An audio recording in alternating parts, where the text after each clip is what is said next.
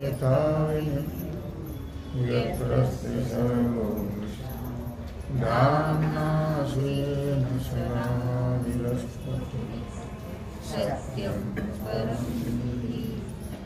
सत्यं परं सत्यं परं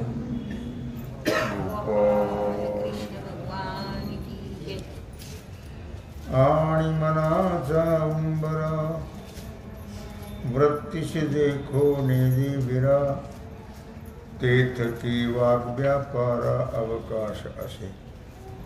भगवान सिद्धेश्वराच्या असीम कृपेनं श्री रुक्मिणी पांडुरंगाच्या चरणाजवळ बसून श्री सद्गुरु ज्ञानेश्वर महाराज, श्री जगद्गुरु तुकाराम महाराज, श्री संत एकनाथ महाराज यांच्या चरण सानिध्यामध्ये आपण सर्वजण मिळून महान ग्रंथराज ज्ञानेश्वरीच्या 18व्या अध्यायाच्या 10 ते 30 ओळीचा आपण विचार करतो आहोत.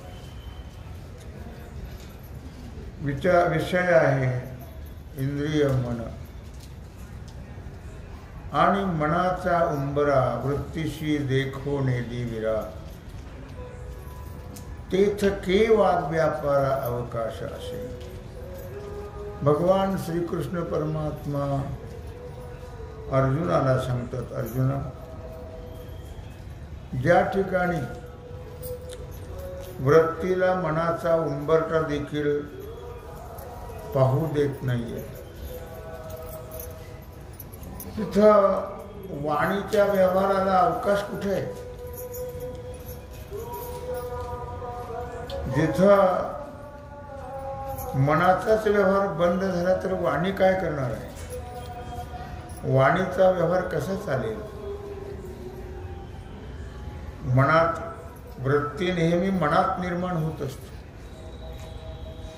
आणि मनामध्ये वृत्ती निर्माण झाली तर मग वाणी बोलते. पण जर वृत्ती मनामध्ये निर्माण झालीच नाही तर वाणी काहीही बोलू शकत नाही. पण ती वृत्ती जी आहे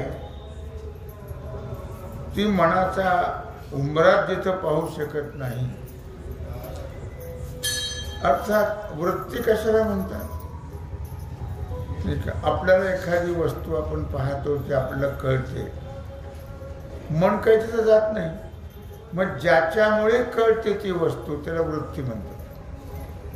ज्याच्यामुळे ते आपण पाहतो, कळते ती वस्तू, कुठलाही विषय आपण जेव्हा पाहतो तेव्हा मनाच्या वृत्तीद्वारा पाहतो. मनाची वृत्ती, मन काही तिथं जात नाही, मनाची वृत्ती तिथं जाते आणि मग ती वस्तू आपण पाहतो. मग या ठिकाणी मनाची वृत्ती जर निर्माण झाली नाही तर वाचन बोलता येणार नाही. का अगोदर मनात येतं, मग वृत्तीत येतं, मग वाचेत येतं. म्हणून वृत्ती हा जिथं मनाचा उंबरठा उल्लंघन करू शकत नाही त्या ठिकाणी वाणी कशी बोलू शकेल? वाणीला बोलता येणार नाही, वाणी स्वतंत्र नाही आहे. त्या बोलण्याकरता अगोदर मनात निर्माण व्हावी लागते वृत्ती आणि त्या वृत्तीला तो विषय कळावा लागतो आणि मग ती वाचा बोलण्याचं काम करू शकते. ऐसे देह वाचा मानस हे जिनवणी बाह्य प्रदेश आकळिले आकाश ध्यानाचे तेने. ऐसे देह वाचा मानस, आपण ज्याला काया वाचा म्हणून म्हणतो, तर या ठिकाणी देह, काया म्हणजे देह, वाचा आणि मन हे जिनवणी बाह्य प्रदेश. तर हे बाह्य प्रदेशाचा अर्थ बाहेरचे विषय. हे बाहेरचे विषय ज्या साधकांनी जिंकलेले आहे. म्हणजे आपली मनोवृत्ती त्या विषयाकडे जात नाही एवढा त्यांनी मनावर कंट्रोल केलेला आहे. आणि मग ध्यानाचं जे आकाश आहे ते निश्चितच स्वाधीन होतं. मन एकाग्र झालं की ध्यानाला फावल्या जातं. म्हणजे मन एकाग्र झालं की मग ध्यान होऊ शकतं. मन एकाग्रतेवर ध्यान अवलंबून आहे. डोळे झाकले म्हणजे ध्यान होत नाही. त्याच्याकरता मनाची एकाग्रता झाली पाहिजे, तर ध्यान होईल, नाही तर ध्यान होणार नाही. मग त्याच्याकरता गुरुवाक्ये उठविला बोधे निश्चय आपुला न्याहाळी हाती घेतला आरिसा जैसा. गुरुवाक्ये उठविला. मग सद्गुरूच्या मुखातली जी अक्षर आहेत तेच कोणी आरसा आहे. आणि अशा प्रकारे तो आरसा असताना मग त्याच्यामध्ये आपलं प्रतिबिंब पाहणं काही अवघड नाही. सद्गुरूच्या मुखातून जे शब्द निघतात तेच कोणी आरसा. म्हणजे त्याच्याद्वारा ज्ञान होतं आणि ज्ञानाच्या द्वारा आपल्याला आत्मस्वरूप कळतं. पण याप्रमाणे मनुष्याने हे जाणणं फार गरजेचं आहे आणि त्याच्याकरता जागं राहणं गरजेचं आहे. जागं राहणं याचा अर्थ आपल्याला जाणीव होणं, आपल्याला कळणं. कळणं म्हणजे जागं होणं आहे. झोपेतून जागं होणं म्हणजेच अज्ञानाच्या झोपेतून जागं होणं म्हणजे आपल्याला कळणं. त्याला जागं होणं असं म्हणतात. आणि मग तो बोध, सद्गुरूच्या मुखातला जो बोध आहे, अहम ब्रह्मास्मी, मी ब्रह्म आहे, अशा प्रकारचा बोध आपल्याला होऊन त्याचा निश्चय आपल्या मनामध्ये झाला पाहिजे. कारण बोध जरी झाला आणि निश्चय झाला नाही तर त्याला महत्व नाही. लक्षात ठेवा, कळल्यानंतर त्याचा निश्चय होणं महत्वाचं आहे. आणि परमार्थामध्ये निश्चय हा फार महत्वाचा विषय आहे. निश्चयाचे बळ तुका म्हणे तेची फळ. पै ध्याता आपणची परी ध्यान रूप वृत्ती माझारी ध्येयत्वे घे अवधारी ध्यान रूढीगा. ध्याता, ध्यान आणि ध्येय अशी ही त्रिपुटी आहे. अर्जुना, एक महत्वाचा भाग भगवान सांगतात, लक्षात ठेव की ज्या ठिकाणी ध्यान, ध्यान कशाला म्हणतात? ध्यान त्याला म्हणतात परमात्मा आणि मी एक आहे हे कळणं. मग ध्यान लागेल. परमात्मा जोपर्यंत मी आहे किंवा परमात्मा मी एकच आहोत असं जोपर्यंत कळत नाही तोपर्यंत मग ध्यानात काही बाजार येतो, काही येतो. मग ध्यान कुठं लागतं? कळल्यानंतर परमात्मा ध्यानात येईल, कळल्यानंतर ध्यान लागल्या जाईल. परंतु अभेद बोध होणं ही अत्यंत महत्वाची गोष्ट आहे. अभेद बोध म्हणजे तत्वमसी महावाक्याच्या द्वारा तो परमात्मा मी आहे असं कळणं, याला म्हणतात अभेद बोध. आणि ते सुद्धा यथार्थ कळणं, संशयात्मक नको, यथार्थ निसंशय कळणं, त्याला म्हणतात बोध. म्हणून तो मुमुक्षू आत्मज्ञानी झाला दक्षु परी पुढा सुनी पक्षू योग अभ्यासाचा.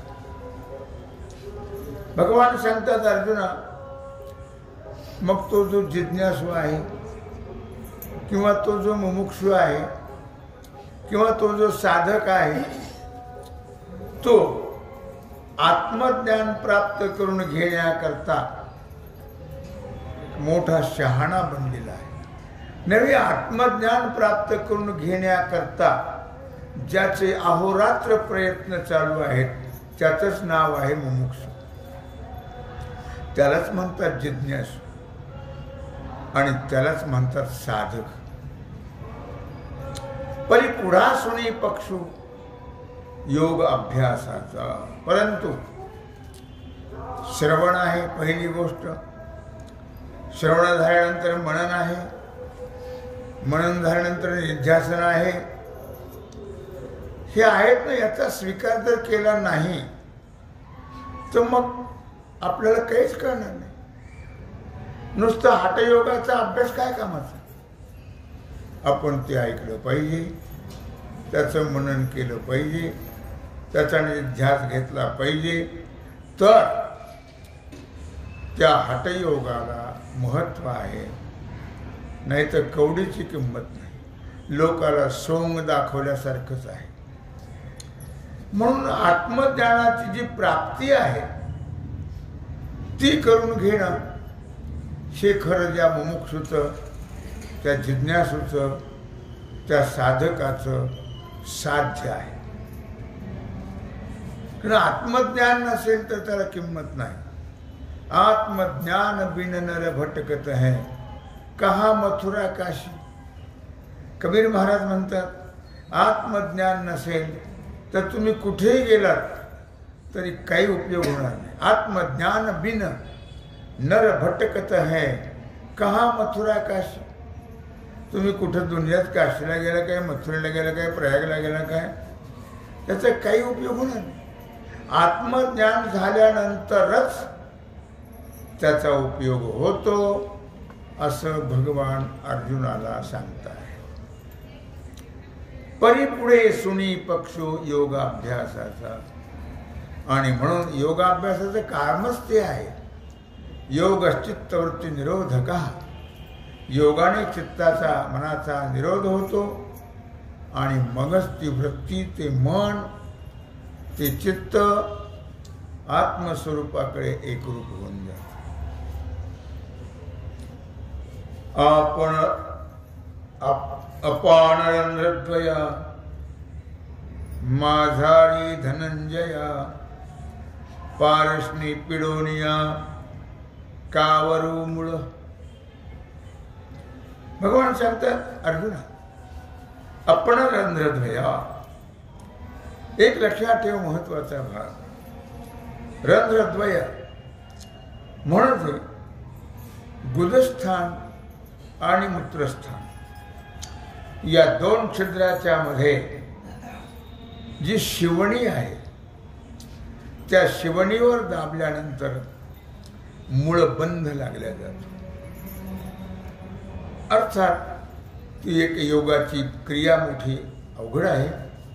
त्या योग क्रियेनं आणि मूळबंध अशा प्रकारे लागल्या जातो आणि अनुक्रमाने हनुवटी, बेंबी, शिवण 3 ठिकाणी बंद द्यायचा असतो. म्हणून त्याला मूळबंध,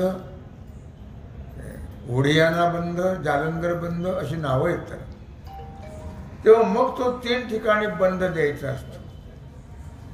एक गुदस्थानाच्या ठिकाणी, गुदशितनाच्या मध्ये. दुसरा आहे बेंबीच्या ठिकाणी, मनाच्या हृदयाच्या ठिकाणी. आणि तिसरा आहे कंठाच्या ठिकाणी. अर्थात अकंचुनियाध देवोनिया बंधोनी तिन्ही बंद करोनी एक वद वायू भेद. अकंचुनी आध बेंबीचा जो भाग आहे त्या बेंबीच्या भागाला अकुंचन करावं लागतं. कारण आपण ज्यावेळी आईच्या गर्भात असतो त्यावेळी आपल्याला जे अन्न पाणी त्या गर्भाला मिळतं ते बेंबीच्या द्वाराच मिळतं. लक्षात ठेवा. म्हणून आजही स्नान करताना अशी एक क्रिया आहे. बिंबीच्या खाली असं घट्ट हात धरायचा आणि वरून मग्ग्याने तांब्याने काय असेल ते अशी धार लावायची छातीच्या खाली आणि ते बिंबीवर गेली पाहिजे. पाणी तिथं थांबलं पाहिजे असा घट्ट हात धरायचा असा आणि वरून ते पाणी ओतायचं आहे. ते पाणी बिंबीच्या द्वारा किती 772 काही ज्या नाड्या असतील त्या सर्व नाड्याला ते पाणी पोहोचल्या जाते. आकुंचुनी अध देऊनी तिनी बंद. अर्थात गंमत अशी आहे की बेंबीचा जो भाग आहे तो सर्व इंद्रियामध्ये प्रमुख भाग आहे. तिथूनच सर्व इंद्रियाला आणि जीवन प्राप्त होतं. म्हणून त्याचं आकुंचन करायचं आहे त्या बेंबीचं. आणि मग ओढी आणा बंद, जालंधर बंद आणि मूळ बंद हे तिन्ही बंद अनुक्रमाने. एक पहिला बंद ओढियाना बंद जो आहे तो आहे हनुवटीच्या ठिकाणी. दुसरा जो बंद आहे मूळ ओढी जालंधर बंद तो आहे बेंबीच्या ठिकाणी. आणि मूळ बंद जो आहे तो खाली गुजाच्या वरच्या बाजूला आहे. असे हे 3 प्रकारचे बंध आणि अत्यंत महत्त्वाचे या योगामध्ये ज्यात ज्ञानोबरायांनी या तिन्ही बंधाचं खूप सुंदर वर्णन केलेलं आहे. आणि म्हणून प्राण आणि अपान जे आहेत या दोन्हीचे सर्व वायू जे आहेत ते प्राणायामाने एकरूप होतात. त्याच्याकरता प्राणायाम करणं फार गरजेचं आहे. कुंडलिनी जागवणी मध्यमा विकास होणे. त्याच्याकरता कुंडलिनी जागृत केली पाहिजे. कुंडलिनी जागवणी मध्यमा विकास होणे आधारादी भेदुनी आज्ञावरी. मग कुंडलिना जाग करणं आणि कुंडलिनी जाग करणं इतकं सोपं नाही आहे. तो फार मोठा अभ्यास आहे. आणि कुंडलिनी जाग करणं म्हणजे 6व्या अध्यायात त्याचं खूप सुंदर वर्णन मौलीनं भगवंताने केलेलं आहे. मग कुंडलिनी जागी झाली की सुषुम्नेच्या ठिकाणी कुंडलीला न्यायचं आहे. सुषुम्ना आपल्या ठिकाणी 3 नाड्या चालतात. एक चंद्रनाडी, एक सूर्यनाडी आणि किंवा इडा पिंगला आणि सुषुम्ना. डाव्या नाडीलाच इडा म्हणतात, उजव्या नाडीला पिंगला म्हणतात. आणि ज्यावेळी या दोन्ही नाड्याच्या मधली नाडी चालते तिला सुषुम्ना नाडी असं म्हणतात. म्हणून या ठिकाणी म्हटलेलं आहे कुंडलिनी जागवणे मध्यमा विकासुने आधारादी भेदुनी आज्ञावरी. म्हणून कुंडलीला जाग करणं आणि मग सुषुम्नेचं त्या सुषुम्नेमध्ये त्या कुंडलीला नेणं. त्यामुळे काय होतं तिला अशा प्रकारे फुगवायचं आणि मग जो मूळबंध आहे त्या मूळबंधाच्या ठिकाणी त्याला मूलाधार चक्र असं म्हणतात. त्या मूलाधार चक्राच्या ठिकाणी तिथून वरती स्वाधिष्ठान चक्र आहे बिंबीच्या ठिकाणी. तिथून पुढे 3ऱ्या नंबरला एक मूळबंध स्वाधिष्ठान एक आहे मूळबंध चक्र, दुसरं आहे स्वाधिष्ठान चक्र आणि तिसरं हृदयाच्या ठिकाणी जे आहे त्याला मणिपूर चक्र असं म्हणतात. मणिपूर चक्र. नंतर कंठाच्या ठिकाणी जे आहे ते अनाहत चक्र आहे आणि वरती भ्रुकुटच्या ठिकाणी विशुद्ध चक्र आहे. त्यालाच आज्ञा चक्र असं म्हटल्या जातं. तेव्हा या 6ही चक्राचा जेव्हा भेद केला जातो त्यावेळी कुठं कुंडलिनी जागी होते लक्षात. आणि ती कुंडलिनी जागी होणं हे अत्यंत कठीण अभ्यास आहे.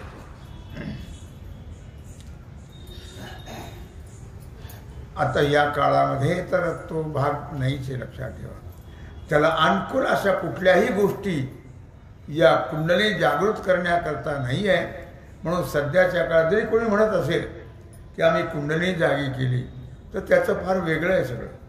ज्याची कुंडलिनी जागी केलेली आहे तो आकाश मार्गाने चालतो. ज्याची कुंडलिनी जागी झालेली आहे त्याला स्वर्गात काय चाललंय इंद्राच्या मिटिंगमध्ये तिथं ऐकायला मिळतं. मुंगीच्या पायात बांधलेल्या घुगराचा आवाज सुद्धा त्याला येतो. इतकं त्याचं त्या कुंडलिनीचं महत्त्व आहे, लक्षात ठेवा. सर्व दात त्याचे हिऱ्यासारखे होतात, अंगावरचे केस सोन्यासारखे होतात. इतके बदल त्याच्यामध्ये होतो. म्हणजे कुंडलिनी जागी करणं सध्याच्या काळात तरी अशक्य कोटीतली गोष्ट आहे. सहस्रदळाचा मेघो मग ती कुंडली जागी झाली की प्रत्येक चक्राचा भेद करत जाते. मूलाधार चक्रापासून निघाली की मग अशा प्रकारे जे बिंबीजवळचं चक्र आहे काय स्वादिष्ठान, तिथून मग मणिपूर, तिथून मग अनाहत, अशा चक्राचा भेद करत करत ती मग ब्रह्मरंध्रामध्ये जाते. ब्रह्मस्तकाच्या ठिकाणी एक चंद्रामृताचं तळ आहे आणि मग त्या तळ्यावर जाऊन मस्तकामध्ये त्या तळ्याचं जे अमृत आहे ते पिते ती कुंडलिनी आणि तिथून ओकते.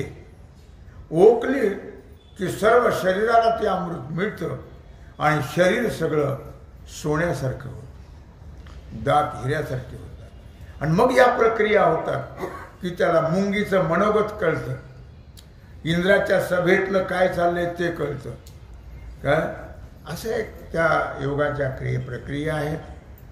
म्हणून या ठिकाणी म्हटलंय सहस्रदळाचा मेघो पियुषी वर्षोणी चांगू. सहस्रदळ म्हणजेच मस्तकाच्या ठिकाणी सहस्रदळ चक्र आहे आणि तिथं हे अमृताचं तळ आहे.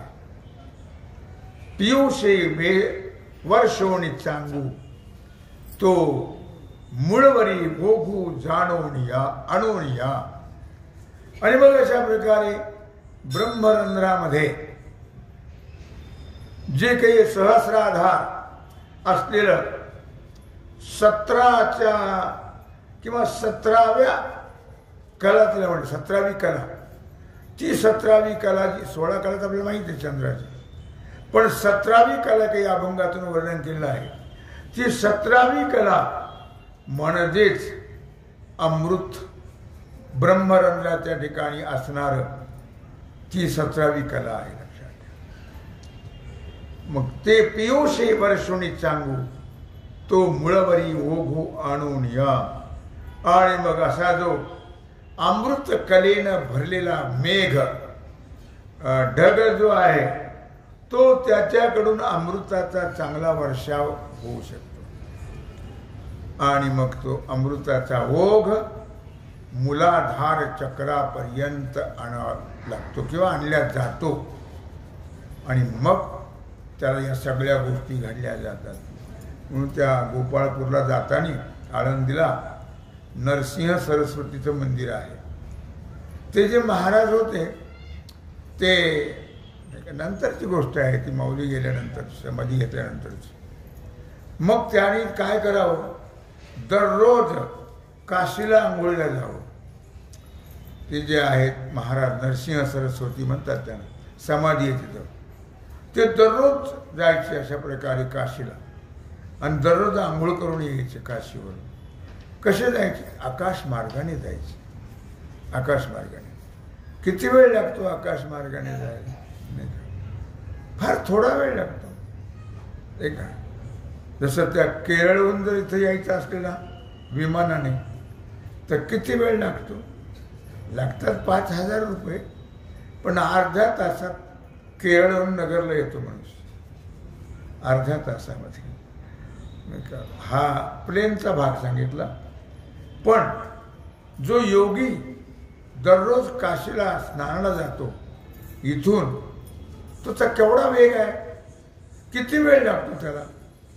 अगदी जसं ते डोळे झाकले उघडेपर्यंत ते गेला तिथं, एवढ्या अवकाशामध्ये. असा आहे तो योगाचा अभ्यास, असा आहे तो षटचक्राचं भेदन, आणि असा आहे ते कुंडलिनी जाग करणं.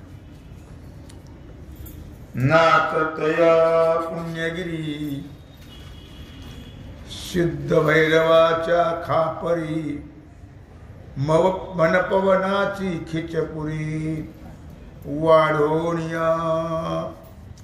मग नाचतया पुण्यगिरी, पुण्यगिरी म्हणजे पर्वत. तो पर्वत कोणता आहे? 6 चक्ररूपी तो पर्वत आहे, पुण्याचा पर्वत. या 6 चक्राचा जो भेदन करून वर जातो त्याला पुण्यगिरी पर्वत म्हणतात. आणि ते पुण्यगिरी पर्वतावर तो जाऊन नाचतो साधक. तो नाचत असलेल्या चैतन्यरूपी भैरवाच्या खापरामध्ये किंवा पात्रामध्ये वायू आणि मनाची खिचडी त्या ठिकाणी वाढलेली असते. वायू आणि मन खिचपुरी वाढवून या मनपवनाची, वायू आणि मनाची. झालिया योगाचा गाढा, मेळावा सुनी हा पुढा, ध्यान मागिली कढा, स्वयंभ केले.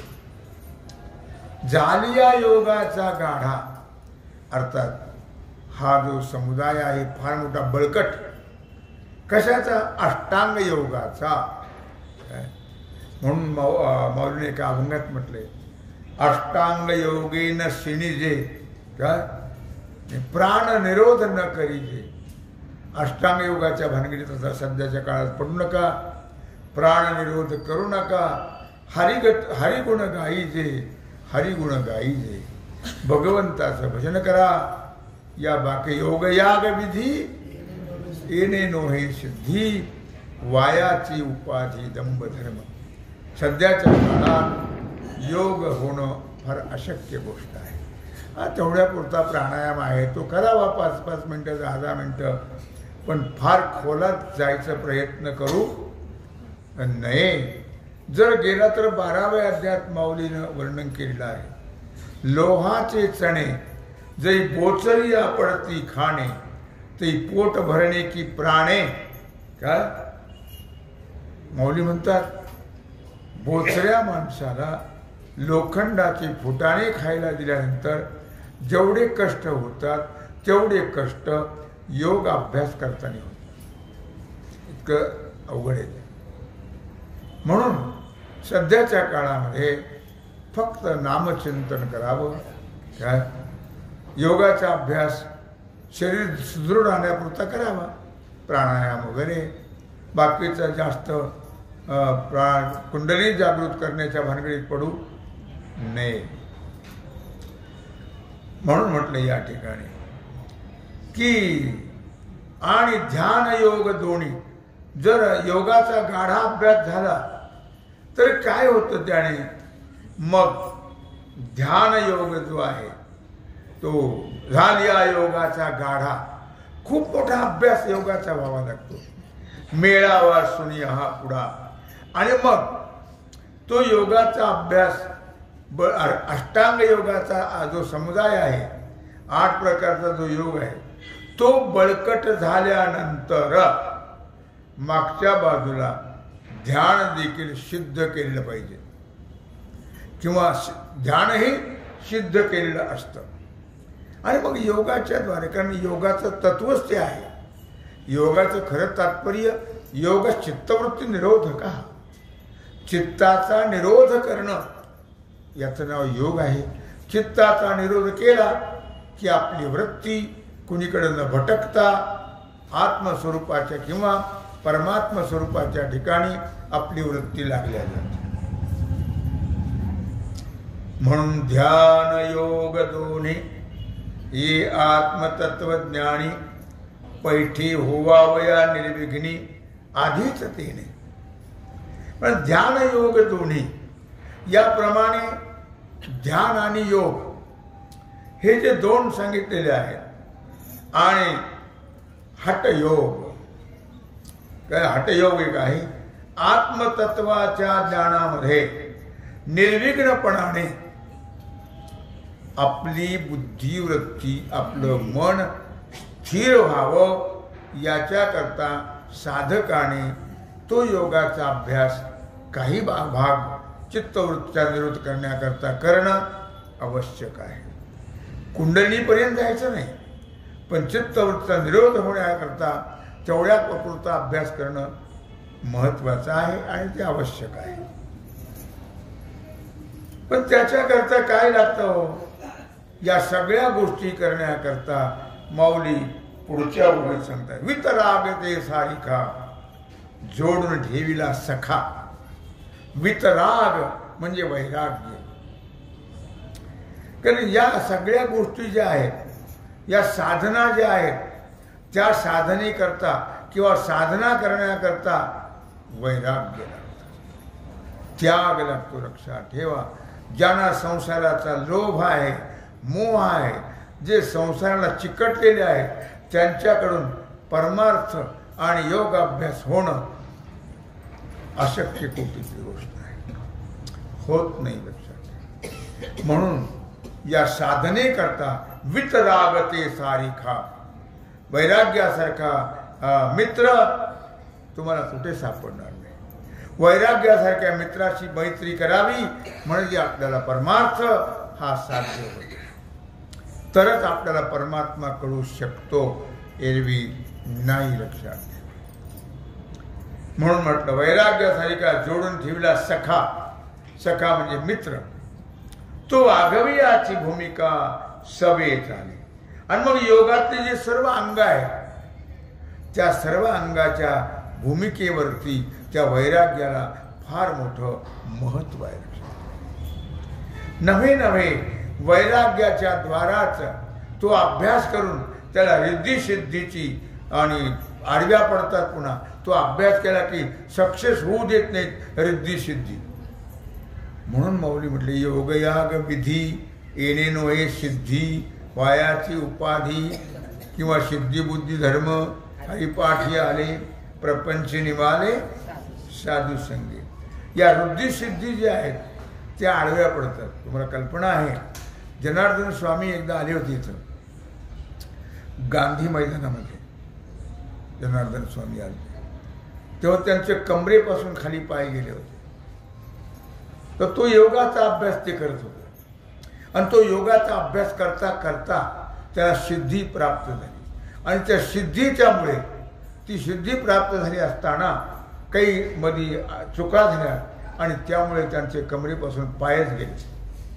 असे सिद्धी प्राप्त करून घेणं ही इतकी सोपी गोष्ट हो नाही, लक्षात ठेवा. म्हणून सिद्धी लावी पिशे, कोणच या पुशे नेले राजहंसे पाणी काय, रिद्धी सिद्धीने जी अवघीच उपाध, जव त्या परमानंदी मन नाही. त्याचा काही उपयोग होत नाही. लक्षात ठेवा, जर परमात्मा स्वरूपाच्या ठिकाणी आपली वृत्ती नसेल, जर भजन नसेल, तर त्या रिद्धी सिद्धीला काही किंमत नाही. लोक मानतील, त्याची जगात वाहवा होईल, लोक पाया पडतील, पण त्याला परमात्म्याची प्राप्ती होणं शक्य असं भगवान ज्ञानोबराय हरिपाठात सांगत आहे. पहावे ते दिसे तववरी, दिठी तेन संडी दिपू जरी, तरी की आहे अवसरी देखावया. अंधारामध्ये एखादी वस्तू आपली हरवलेली आहे. जर आपण दिवा घेतला तर ती सापडेल, आणि दिवा घेतलाच नाही तर ती सापडणार नाही. त्याच्याकरता हे दृष्टांत देऊन सांगतात तो भाग. आणि आजची सेवा भगवत चरणी समर्पित करून राहिला जो सेवेचा भाग आहे तो आपण उद्या पाहू. पुंडलिक वरदा.